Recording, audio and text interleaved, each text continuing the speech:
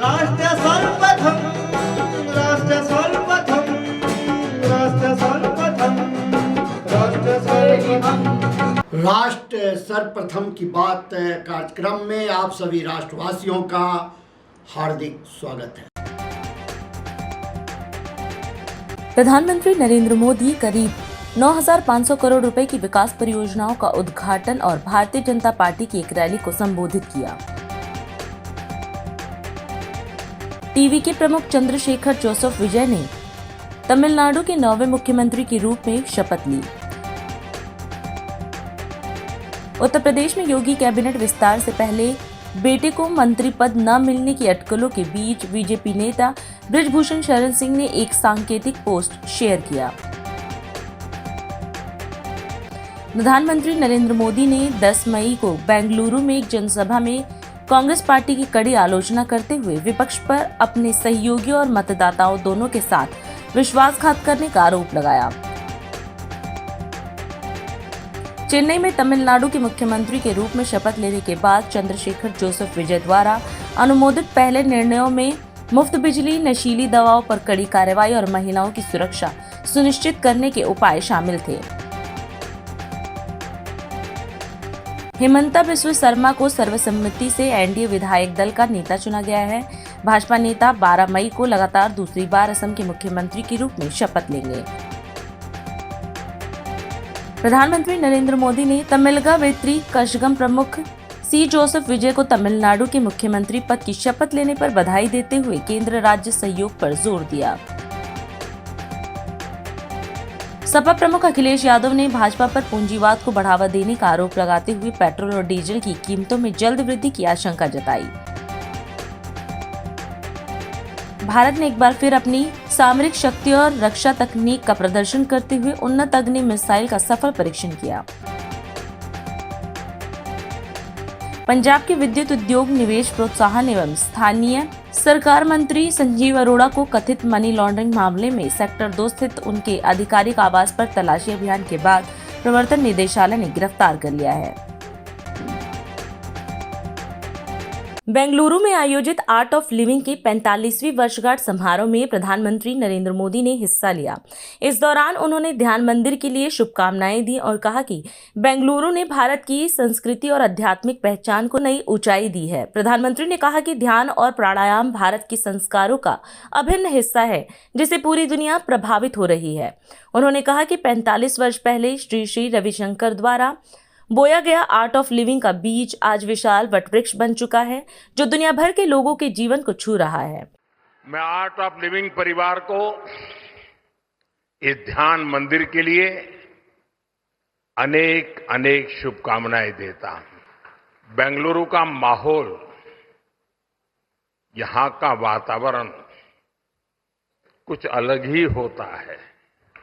यह शहर सॉफ्टवेयर और सर्विसेज के लिए दुनिया भर में जाना जाता है, लेकिन भारत की सांस्कृतिक पहचान, स्पिरिचुअलिटी, आध्यात्मिक चेतना को भी इस शहर ने नई ऊंचाई दी है।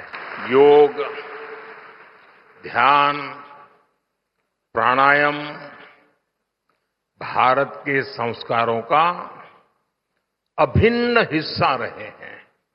आज दुनिया भर के लोग भारत के इन आध्यात्मिक संस्कारों से प्रभावित हैं और इन्हीं पुरातन संस्कारों से भारत की भी अनेक संस्थाओं को प्रेरणा मिलती रही है। साथियों, इसी प्रेरणा से श्री श्री रविशंकर जी ने 45 वर्ष पहले आर्ट ऑफ लिविंग के रूप में एक बीज बोया था। आज वो एक विशाल वटवृक्ष के रूप में हमारे सामने है। इस वटवृक्ष की हजारों शाखाएं दुनिया भर में अनगिनत लोगों के जीवन को स्पर्श कर रही है। और मुझे विदेश में जहां जहां जाना पड़ता है सरकारी काम के लिए, तो कोई न कोई आप वाला मिल ही जाता है। साथियों, हमारा भारत विविधताओं से भरा देश है।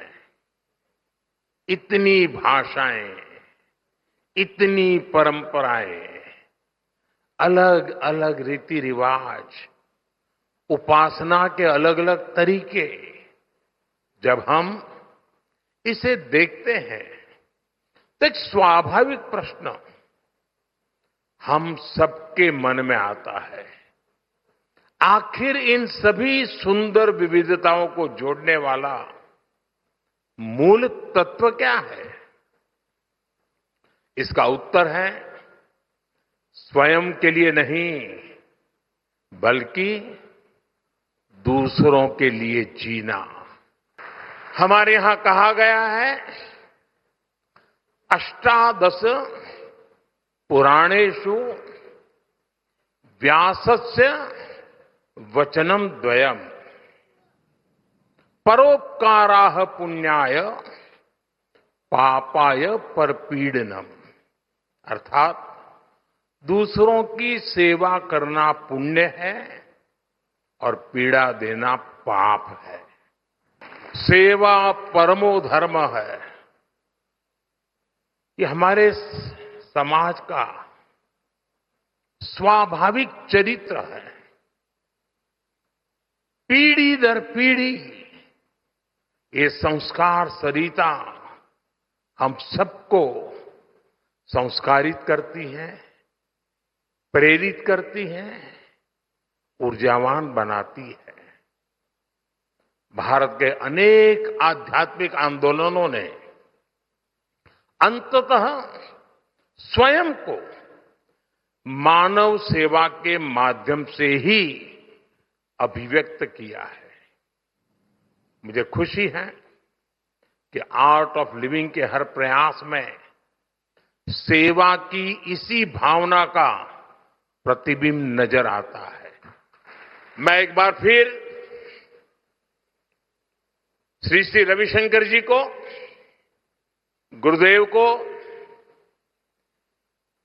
अनेक अनेक शुभकामनाएं देता हूं। मैं आर्ट ऑफ लिविंग परिवार के हर वॉलेंटियर का उनकी सेवा भावना और समर्पण के लिए हृदय से बहुत बहुत अभिनंदन करता हूं। फिर एक बार आप सब ने मुझे आपके बीच आने का अवसर दिया, इस पवित्र वातावरण में कुछ पल बिताने का मौका दिया, लोटस की छत्र छाया में सोचने का मौका दिया। इसके लिए मैं फिर से आप सबका हृदय से बहुत बहुत धन्यवाद करता हूं। जय गुरुदेव। कर्नाटक में सार्वजनिक जीवन में बीएस येदियुरप्पा के योगदान पर आयोजित कार्यक्रम में गृह मंत्री अमित शाह शामिल हुए। इस दौरान अपने संबोधन में शाह ने कहा कि भाजपा के करोड़ों कार्यकर्ताओं की ओर से वरिष्ठ नेता बीएस येदियुरप्पा का सम्मान किया जा रहा है। उन्होंने कहा कि येदियुरप्पा ने अपने 50 वर्षों के सार्वजनिक जीवन में कर्नाटक, देश भर के किसानों और बीजेपी की निरंतर सेवा की है। अमित शाह ने कहा कि येदियुरप्पा के व्यक्तित्व के कारण आज भी मठ और संप्रदाय के संत एक मंच पर एकत्र हुए हैं, जो पूरे देश के लिए एक सकारात्मक संदेश है। शाह ने कहा कि येदियुरप्पा ने अपने कार्यों से विभिन्न समुदायों को जोड़ने का काम किया है। आज मैं भारतीय जनता पार्टी के करोड़ों कार्यकर्ताओं की ओर से भाजपा के वरिष्ठ नेता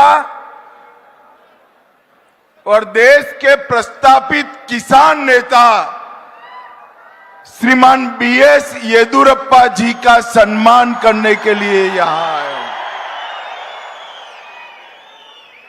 मगर आज एक प्रकार से मणिकंचन योग है। ये जब तिथि तय की गोविंद कारजोल जी ने, तब मालूम नहीं था कि आज ही बंगाल के मुख्यमंत्री का शपथ विधि होगा। और आज एक ही दिन पर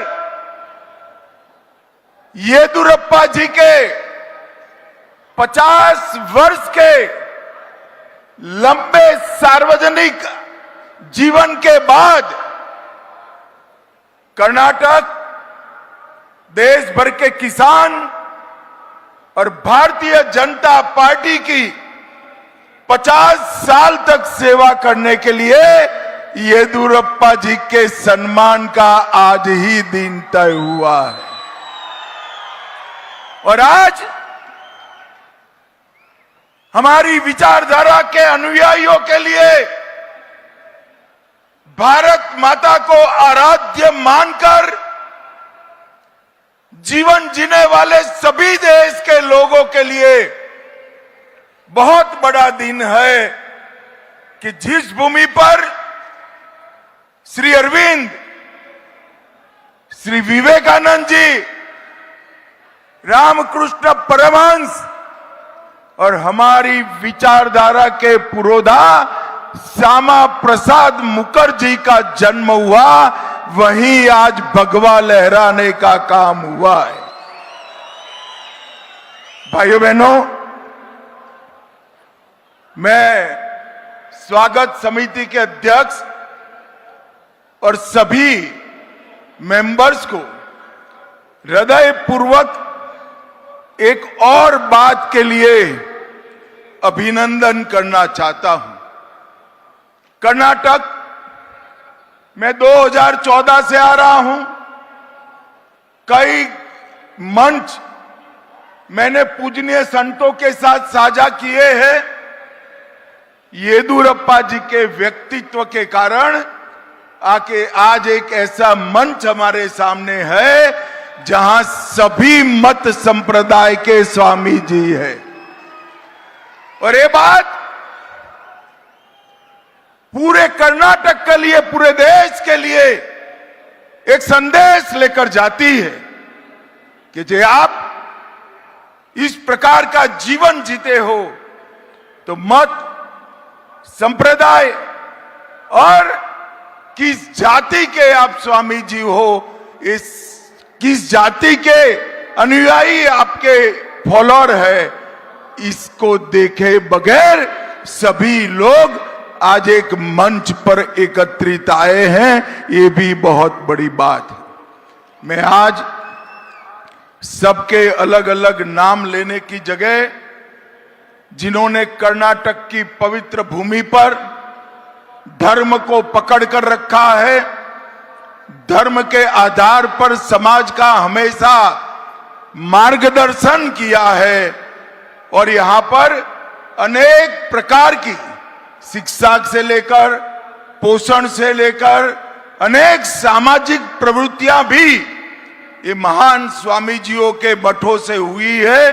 वो सभी स्वामी जी को हम सब की ओर से प्रणाम कर कर इनके श्री चरणों में वंदन करता हूं।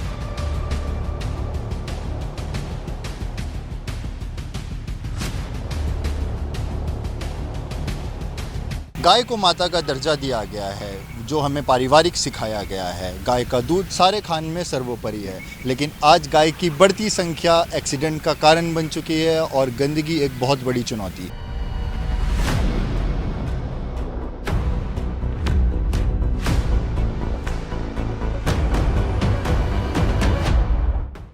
नमस्कार सभी को, मेरा नाम है आयुष्मान झा। आप देख रहे हैं DID न्यूज़। राष्ट्र प्रथम की बात में आज मैं हूं मोती नगर विधानसभा क्षेत्र में वार्ड नंबर 91 रमेश नगर में। यहां के विधायक हैं हरीश खुराना, जो कि DDC के चेयरमैन हैं, सांसद हैं सुश्री बांसुरी स्वराज और निगम पार्षद हैं पुनीत राय, जो कि करोल बाग जोन के चेयरमैन हैं। अब इतना इम्पोर्टेंट शहर होने के साथ साथ आप देख सकते हैं यहाँ की समस्याएँ। तो आइए चलते हैं ग्राउंड पे और जानते हैं कि आखिर पब्लिक को क्या समस्याएं फेस करनी पड़ रही हैं और आखिर क्यों इतनी सारी गायें इस इलाके में बढ़ती जा रही हैं। गंदगी कर देती, सब्जी आता है, सब्जी खा जाती हैं, सामान वामान तोड़ देती हैं। ये मेन मतलब गाय आ कहाँ से रही हैं? क्योंकि ये सादा पूरी से आती हैं गाय इधर से। हमारा सामान रखा होता है, नुकसान कर देती हैं। उधर कभी सब्जी खा जाती हैं, टमाटर वमाटर खा जाती हैं, सामान तोड़ देती हैं, ये सब लेटिन कर देती हैं, सामान पड़ा होता है बिखरा देती हैं। आप सरकार से क्या मांग करते हैं कि क्या करना चाहिए कि जिससे जो गाय सड़क पे घूम रही है वो ना घूमे? जिनकी ये गायें हैं उनके खिलाफ एक्शन लेना चाहिए, इन गायों को पकड़ना चाहिए। दूसरों को किसी अभी रोड पे जा रहे हैं, किसी का एक्सीडेंट हो सकता है, कुछ भी हो सकता है। इस क्षेत्र में गाय की समस्या कब से है? मैं रवि कॉर्नर मानसोपाल गार्डन मेरी दुकान है F1, मैं वहाँ पे काम करता हूँ। 6 साल हो गए मुझे वहाँ पे काम करते हुए। मैं डेली आता हूँ पार्क में बाथरूम करने के लिए। यहाँ पे वैसे तो मुझे ना डेली दिखती हैं, ऐसा नहीं है, मुझे डेली दिखती हैं यहाँ पे। कुछ भी होता है तो हमेशा मुझे दिखती है यहाँ पे। और यहाँ पे देखते हैं बहुत सारे लोग होते हैं जो खाने के लिए कुछ फेंकते हैं तो गाय आके यहाँ पे खाती हैं। और रास्ते में जाते वक्त भी हमेशा मुझे गाय दिखती रहती है। गाय दिखती रहती है? बिल्कुल। क्या इस इलाके में शुरू से गाय की समस्या है या हाल फिलहाल ही हुई है? मैं तो अब काफ़ी टाइम हो गया मुझे यहाँ पे, 6 साल से बता रहा हूँ मैं आपको। मुझे तो हमेशा दिखती रहती हैं, यहाँ पे भी आस पास में भी हमेशा मुझे दिखती रहती है। हमेशा ही दिखती है? ज़्यादातर मुझे यहाँ पे दिखती है। अगर ये सड़कों पे जाएंगी, गाड़ी हो गया, कुछ भी हो गया, अनदेखे में इनको भी चोट लगेगी, जनता को भी दिक्कत होगी, सबको दिक्कत होगी। ठीक है, और सरकार से क्या मांग करना चाहेंगे? मैं बस ये मांग रखता हूँ कि गाय को थोड़ा सा सुरक्षा अच्छी हो, इनको जो सड़कों पे घूम रही हैं ना हो ऐसा, इनके लिए भी कुछ प्रोग्राम मतलब कुछ अच्छा खासा बनाया जाए, गौशाला बनाया जाए जहाँ पे ये अच्छे से अपना चारा इनका भी पेट भर सके, हर एक चीज़। जो ऐसे घूम रहे हैं सड़कों पे, इन पर बड़ा दिक्कत है। सरकार को तो थोड़ा सा इनके लिए थोड़ा सा गौशाला अच्छा खासा बनाना चाहिए ताकि ये घूमे ना ऐसे। मोतीनगर विधानसभा के क्षेत्र में यहाँ पे गाय की समस्या बहुत ज़्यादा उत्पन्न हो गई है, जहाँ गंदगी, एक्सीडेंट और पीछे ही सुनने में आया कि एक महिला को गाय ने सींग मार दिया जिससे उनकी पीठ की हड्डी टूट गई। तो आपके इस इलाके में गाय की समस्या कब से है? बहुत टाइम हो गया। बहुत टाइम से मतलब क्या 5 महीना? नहीं, सालों से हो गई है, 15 सालों देख रहा हूँ मैं। 15 साल से देख रहे हैं। और क्या कहते हैं, क्या मतलब हम यंगस्टर्स हैं, यंगस्टर्स गाड़ी चलाती है, पैदल चलते हैं, तो गाय एक तो मेरे यार दोस्त का भी एक्सीडेंट हो गया था इस वजह से। एक्चुअली वो स्कूटी से जा रहा था, एकदम गाय आ गई, वो गाय से टूट गई, उसकी स्कूटी भी टूट गई और उसको भी लग गई, फ्रैक्चर आ गया था उसको भी। तो आप लोग सरकार से क्या मांग रखते हैं कि क्या होना चाहिए? और क्योंकि गाय सड़क पे रह रही है तो ऑब्वियस वो प्लास्टिक, कचरा, बहुत सारी गंदी चीज़ें भी खा रही है, तो उससे कहीं ना कहीं उसके हेल्थ को तो नुकसान है ही। तो क्या मांग रखते हैं आप सरकार से, पार्षद जी से? मतलब इसका एक जगह अलॉट होनी चाहिए, गौशाला होनी चाहिए, हर इलाके में गौशाला होनी चाहिए। जो खान पीन वहाँ डाल के आ जाएंगे गाय को। हाँ, गाय गौशाला जो छोड़ता है उनके ऊपर उठवाना चाहिए, ये जो ऐसे घूम रही है इनको उठवाना चाहिए और एक शेल्टर हाउस इनके लिए बनवाना चाहिए, वहाँ पे रखनी चाहिए इनको। जो पालते हैं उनको छोड़ता है, दूध निकाल के छोड़ देते हैं। हाँ, उनके ऊपर केस बनने चाहिए, यही हमारे मांग। बाकी इनका कोई गौशाला बनाओ, बाकी हर जगह उनको रोड टोटे वही देते रहेंगे और गवर्नमेंट की हेल्प करें। मोतीनगर के विधायक हरीश खुराना ने विधानसभा में आवारा पशुओं को लेकर के एक बहुत बड़ा सवाल उठाया था। उसके बावजूद उनके तीनों नगर निगम में गौवंश का कब्जा हो चुका है।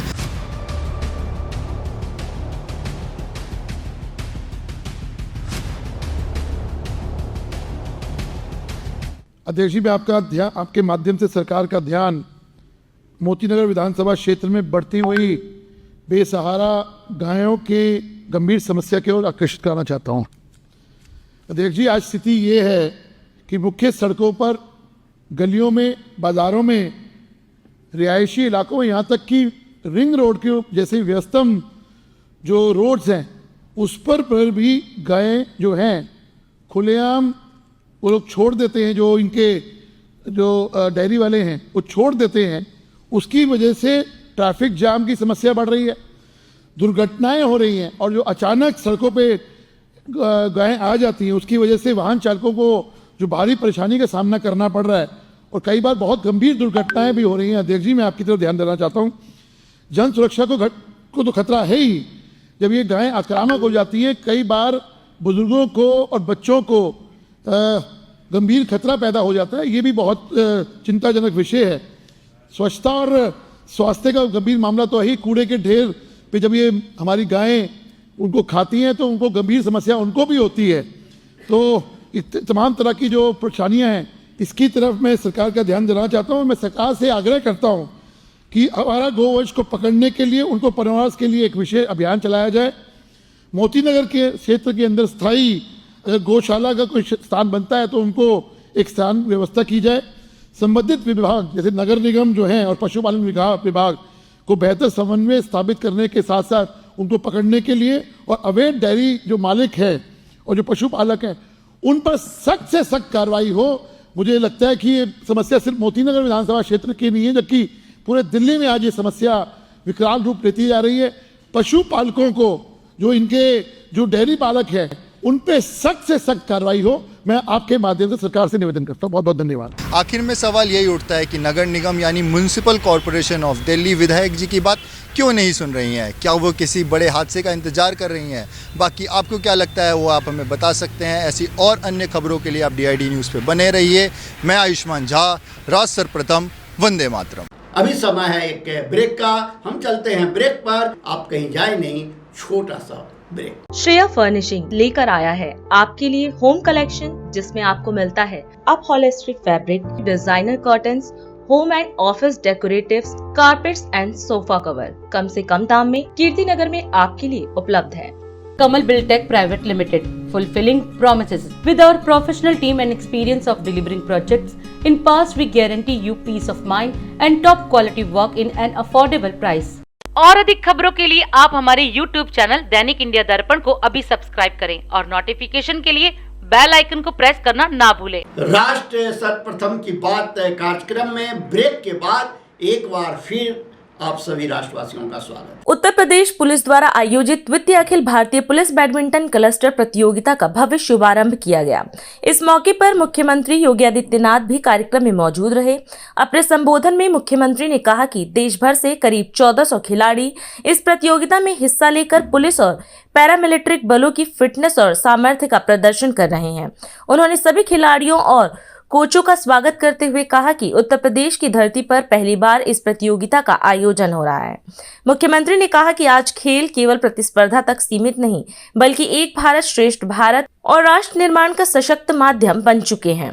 द्वितीय Akhil Bharatiya police badminton cluster के आज के इस उद्घाटन कार्यक्रम में देश भर से आए हुए विभिन्न पुलिस और पैरामिलिट्री से जुड़े हुए हमारे अधिकारी और खिलाड़ीगण, उपस्थित बहनों और भाइयों, मेरे लिए अत्यंत प्रसन्नता का क्षण है कि आज देश भर से लगभग 1400 खिलाड़ी उत्तर प्रदेश में इस अखिल भारतीय प्रतियोगिता का हिस्सा बनकर के इस पूरे आयोजन को, जिसमें पुलिस और पैरामिलिट्री के फिटनेस के साथ साथ उनके सामर्थ्य को भी प्रदर्शित करने वाला ये आयोजन है, इस आयोजन का हिस्सा बनने जा रहे हैं।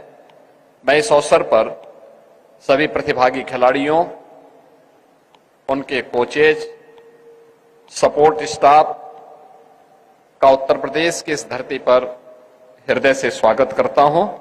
यह आयोजन पहली बार, जो Akhil Bharatiya police badminton cluster का आयोजन है, पहली बार उत्तर प्रदेश की धरती पे हो रहा है और 5 दिवसीय इस आयोजन में लगभग 1400 खिलाड़ियों को भाग लेने का अवसर प्राप्त होगा। हम सब जानते हैं कि भारत में प्राचीन काल से ही खेल और खेलकूद की गतिविधियों को प्रोत्साहन देने की परंपरा रही है। हमारी परंपरा इस बात को मानती रही है कि शरीर माध्यम खलु धर्म साधनम, यानी जीवन के जितने भी साधन हैं वो स्वस्थ शरीर से ही संभव हो सकते हैं और उन सभी साधनों को प्राप्त करने के लिए शरीर को स्वस्थ होना आवश्यक है और शरीर के स्वस्थ होने के लिए आवश्यक है कि व्यक्ति अपने दैनिक कार्यक्रमों के साथ खेल और खेलकूद की गतिविधियों को भी उसका हिस्सा बनाए। और प्राचीन काल से ही हमारे यहां कबड्डी, कुश्ती, खो खो, मलखंब, धनुर्विद्या, शतरंज, तलवारबाजी, ये सभी प्राचीन काल से ही जीवन का एक हिस्सा रहा है। यानी हमारे यहां अखाड़ा शब्द ही इस बात के लिए दिया गया है जिसमें एक साथ ज्ञान की परंपरा को भी और शरीर को स्वस्थ रखने की कला को भी एक साथ वहां पे प्रदर्शित जिस क्षेत्र विशेष में किया जाए वही अखाड़ा है। और इसीलिए स्वस्थ शरीर से स्वस्थ मस्तिष्क और स्वस्थ मस्तिष्क के माध्यम से एक स्वस्थ चरित्र का निर्माण करके राष्ट्र निर्माण में प्रत्येक व्यक्ति का योगदान सुनिश्चित करना उस अभियान का हिस्सा बनाने के लिए अत्यंत महत्वपूर्ण है। आज प्रदेश के अंदर कोई भी खिलाड़ी जो देश के लिए मेडल जीतता है उसको भी उत्तर प्रदेश सरकार बेहतरीन अवसर देती है। उत्तर प्रदेश के खिलाड़ी जो प्रतिभाग करने वाले हैं उनको भी सपोर्ट करती है। जो मेडल जीत के आते हैं उन्हें भी सरकार की ओर से अतिरिक्त इंसेंटिव देने का काम और प्रदेश सरकार के पुलिस में या फिर अन्य विभागों में भी उनके सफलतापूर्वक समायोजन के कार्यक्रम को सरकार आगे बढ़ाने का कार्य सफलतापूर्वक आगे करती है। और इसी का परिणाम है कि आज हम उत्तर प्रदेश के अंदर एक बेहतरीन खेल संस्कृति को, जो प्रधानमंत्री जी के विजन को प्रभावी ढंग से लागू कर रहा है, उसको आगे बढ़ाने में सफल हो रहे हैं। और मुझे प्रसन्नता है कि Akhil Bharatiya police badminton cluster, badminton एवं टेबल टेनिस, महिला एवं पुरुष की इस प्रतियोगिता में, जो 2025-26 की प्रतियोगिता है, इस प्रतियोगिता में आप सभी जो प्रतिभागी टीमें भाग ले रही हैं, उनके कोचेज, सपोर्ट स्टाफ्स, ये सभी भाग ले रहे हैं। उन सब का मैं इस अवसर पर स्वागत करता हूं और विश्वास करता हूं कि अगले 5 दिनों तक ये प्रतियोगिता खेल और खेल संस्कृति को प्रभावी ढंग से आगे बढ़ा करके उत्तर प्रदेश के युवाओं के लिए एक नई प्रेरणा बन पाएगी। जयपुर के बीएम बिरला ऑडिटोरियम में विधि एवं विधिक कार्य विभाग द्वारा लोक अभियोजकों के लिए 1 दिवसीय राज्य स्तरीय कार्यशाला का आयोजन किया गया। मुख्यमंत्री भजनलाल शर्मा ने कार्यशाला का उद्घाटन किया। इस कार्यशाला का उद्देश्य नए आपराधिक और साइबर कानूनों के प्रति अभियोजकों को प्रशिक्षित करना और कानून व्यवस्था को अधिक सुदृढ़ बनाना है। मुख्यमंत्री ने कहा कि सरकारी अभिभाषकों का प्रशिक्षण अभियोजन कार्यों की गुणवत्ता बढ़ाने के साथ न्याय व्यवस्था को अधिक प्रभावी, संवेदनशील और आधुनिक बनाने में सहायक होगा। उन्होंने कहा कि डबल इंजन सरकार सुशासन और पारदर्शी न्याय व्यवस्था के लिए प्रतिबद्ध है।